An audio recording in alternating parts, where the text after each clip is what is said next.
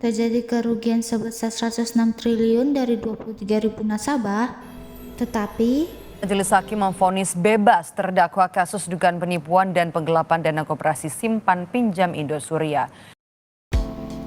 Hai teman-teman semuanya, perkenalkan nama saya Fani. Saya mahasiswi dari STIL Eka Prasetya. Nah, dari cuplikan singkat tadi dilihat semakin ke depan semakin banyak kasus koperasi yang merugikan nasabahnya, hingga berjuta dan bertriliun kerugiannya.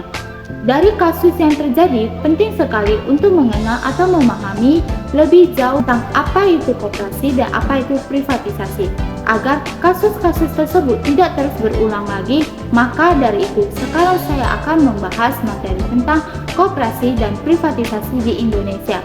Koperasi dan privatisasi adalah dua hal yang berbeda dalam dunia bisnis dan dunia perekonomian.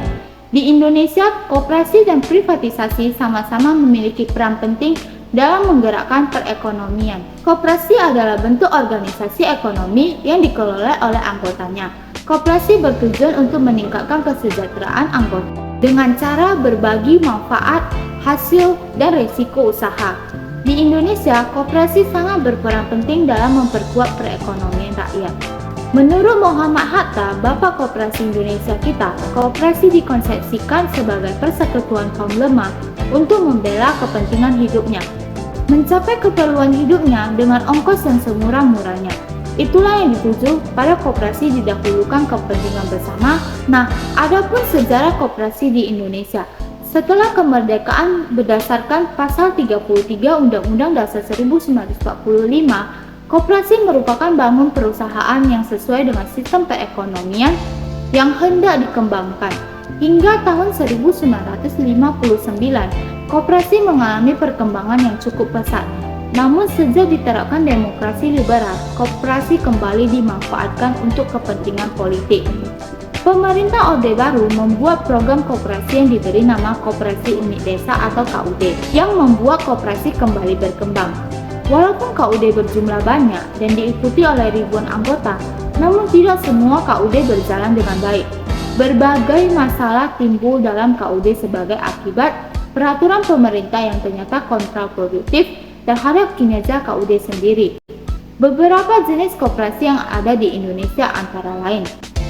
Yang pertama, koperasi konsumen. Koperasi konsumen adalah koperasi yang didirikan oleh sekelompok orang atau konsumen untuk memenuhi kebutuhan konsumsi mereka.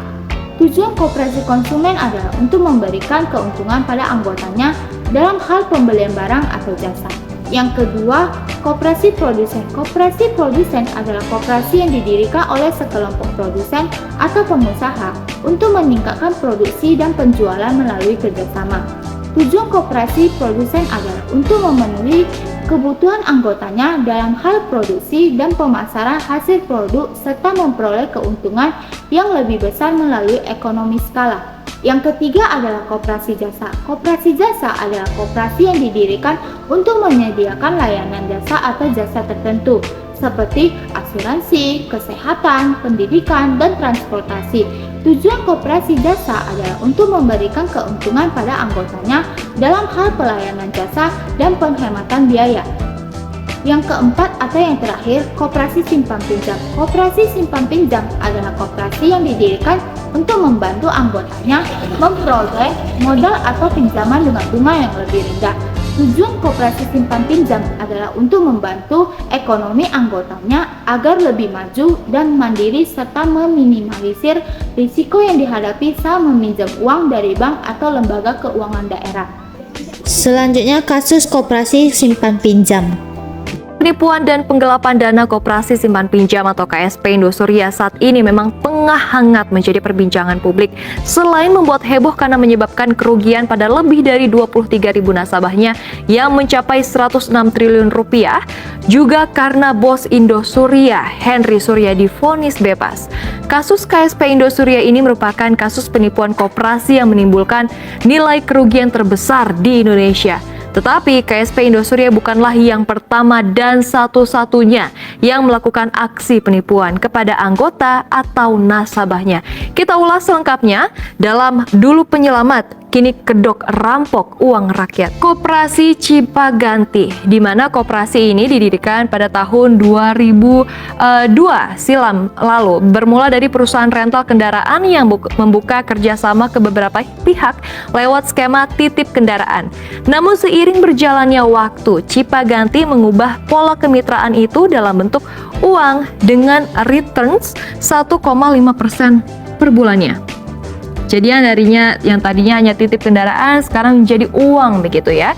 Dan Cipaganti pun tumbuh menjadi perusahaan besar yang bahkan berhasil melantai di Bursa Efek Indonesia dan memiliki banyak anak usaha mulai dari transportasi, lalu juga perhotelan hingga pertambangan.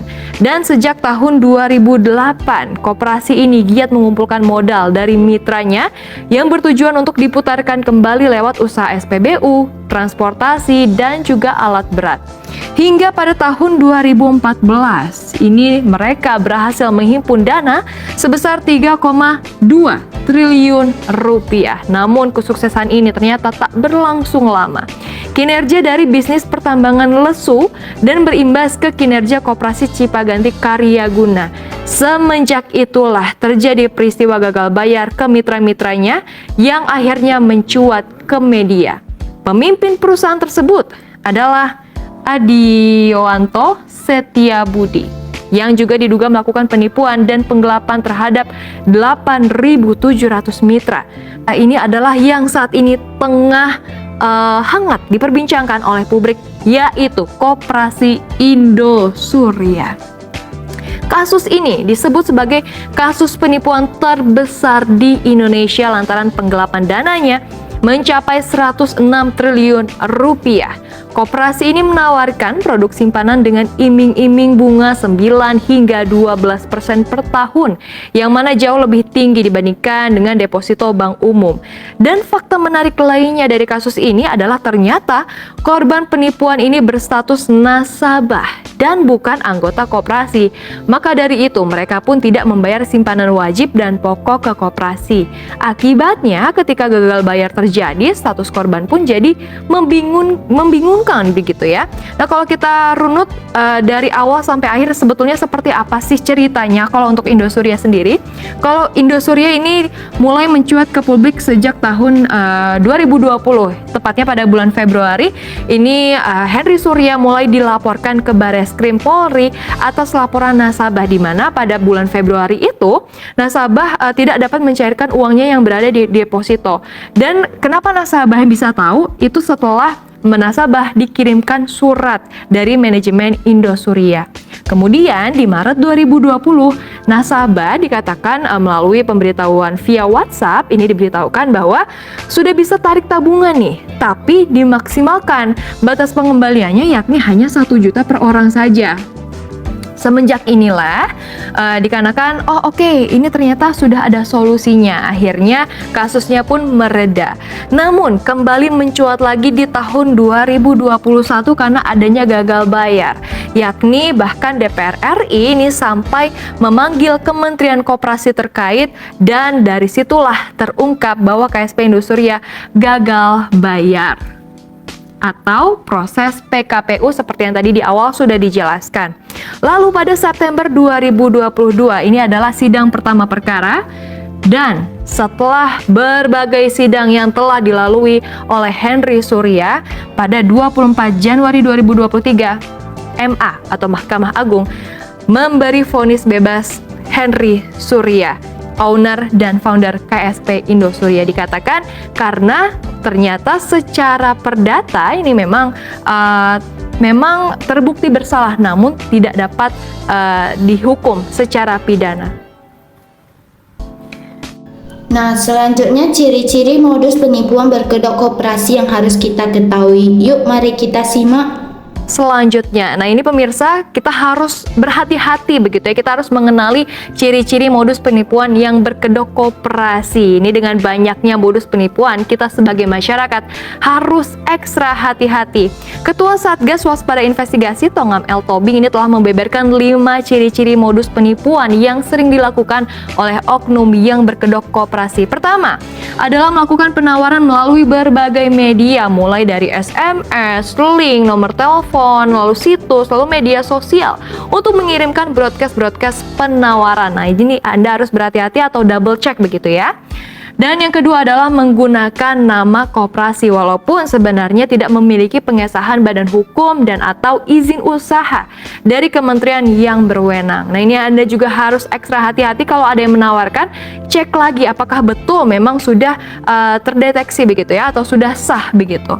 Dan yang ketiga, melakukan pencatutan nama koperasi berizin dan atau koperasi yang terkenal. Nah, ini menimbulkan rasa percaya ya. Jadi seakan-akan oke, ini koperasinya sudah berizin, sudah terkenal. Jadi ya udah deh saya percaya lalu menaruh uangnya di situ. Tapi sekali lagi kita harus double check kembali apakah beneran sudah berizin atau hanya tipu-tipu daya semata.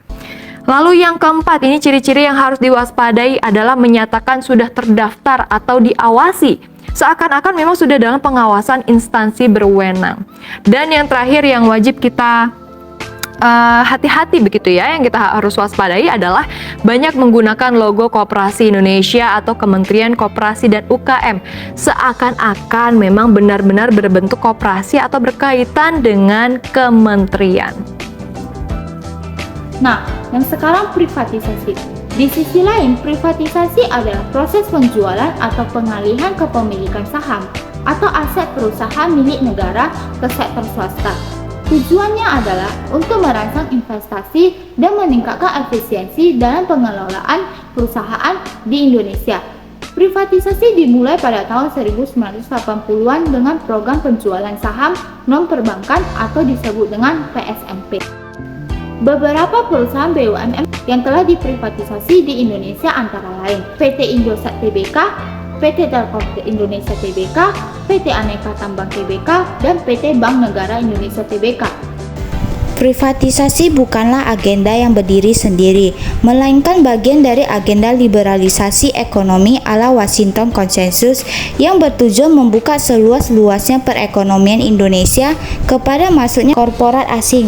Dampak ekonomi politik pelaksanaan privatisasi di Indonesia yaitu: yang pertama, mengecilnya peranan negara dalam penyelenggaraan perekonomian nasional. Yang kedua, memberi peluang kepada segelintir kaum berpunya untuk semakin melipat gandakan penguasaan modal mereka karena struktur penguasaan modal atau faktor-faktor produksi yang sangat timpang. Yang ketiga, privatisasi ditandai oleh terjadinya pemindahan penguasaan faktor-faktor produksi nasional dari tangan negara kepada pemodal internasional. Kondisi ini jika terus berlangsung, maka perekonomian Indonesia akan dipaksa di bawah suatu bentuk kolonialisme baru, yaitu kekuatan modal internasional. Yang keempat, privatisasi cenderung memicu konflik politik yang membahayakan persatuan bangsa, misal konflik antara pemilik saham dengan kelompok serikat pekerja BUMN. Dalam konteks perekonomian, baik koperasi maupun privatisasi memiliki kelebihan dan kekurangan masing-masing. Namun kedua hal ini dapat dijalankan secara efektif apabila dilakukan dengan tepat, transparan, dan berlandaskan pada prinsip-prinsip bisnis yang sehat dan beretika.